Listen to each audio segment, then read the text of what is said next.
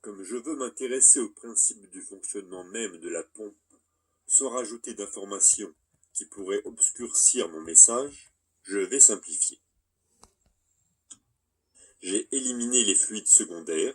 Il s'agit là donc d'une pompe à détente directe, ce qui ne change rien au principe.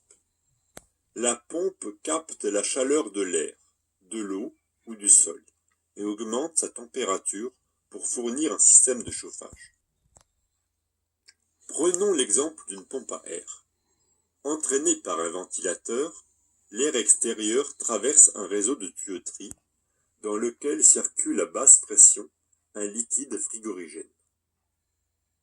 Du fait de sa très faible température, ce liquide capte la chaleur de l'air, même à des températures extérieures négatives.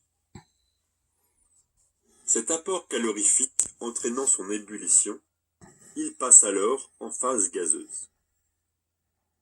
Ainsi réchauffé une première fois, il passe ensuite dans un compresseur, qui a pour but de faire circuler les fluides, mais surtout d'augmenter la pression du gaz.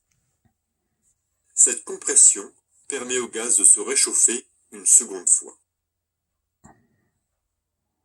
L'augmentation de la pression entraîne en effet une augmentation de la température.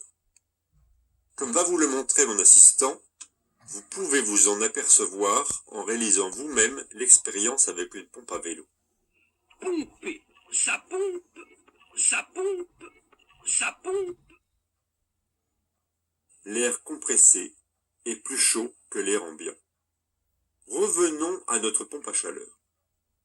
L'augmentation de la pression du gaz par le compresseur a donc permis à celui-ci de se réchauffer une seconde fois.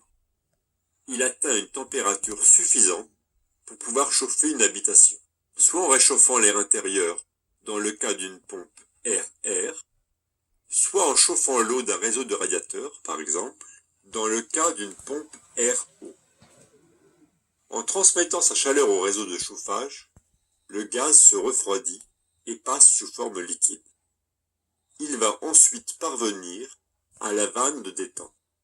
C'est un orifice étroit dans lequel sa pression sera abaissée rapidement, faisant ainsi diminuer sa température. Le cycle recommence alors. On peut noter que lors des changements d'état du gaz frigorigène, il y a un transfert d'énergie, l'énergie étant la chaleur. Quand il passe de l'état liquide à gazeux, dans l'évaporateur, il absorbe de l'énergie. Quand il passe de l'état gazeux à l'état liquide, dans le condensateur, il dégage de l'énergie. Les pompes à chaleur peuvent aussi servir de climatisation. Le circuit fonctionne alors dans le sens inverse. La partie intérieure de l'habitation devient alors évaporateur et la partie extérieure devient condensateur. La pompe à chaleur, du fait qu'elle capte l'énergie calorifique extérieure, permet d'assurer le chauffage tout en consommant moins d'énergie qu'un chauffage classique. Attention toutefois de bien s'assurer de son installation par un professionnel agréé. En effet, même si des progrès ont été réalisés, le fluide frigorigène utilisé est un très puissant gaz à effet de serre.